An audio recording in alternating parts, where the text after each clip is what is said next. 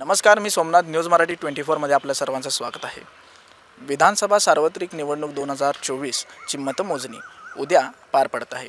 तसेच आता आपण आहोत रमणमाळा येथील शासकीय गोदाम येथे, जिथे करवीर विधानसभा मतदारसंघ तसेच कोल्हापूर उत्तर विधानसभा मतदारसंघ या दोन मतदारसंघाची मतमोजणी उद्या इथे पार पडणार आहे. माझ्या मागे पाहू शकता आपण, करवीर विधानसभा मतदारसंघाची मतमोजणी ही इकडे पार पडणार आहे.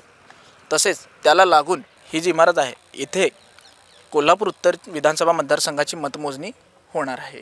तसेच समोर जी बाजू आपल्याला दिसते, हा पूर्ण रस्ता वाहतुकीसाठी बंद असणार आहे. संपूर्ण रमणमाळा परिसर हा वाहतुकीसाठी बंद असणार आहे. रमणमाळा चौक ते SP ऑफिस हा रस्ता पूर्णपणे बंद असणार असून फक्त उमेदवारांना आत येण्याची परवानगी आहे. तसेच उमेदवाराच्या समर्थकांना मेरीवेदर ग्राउंड येथे थांबण्याची परवानगी आहे.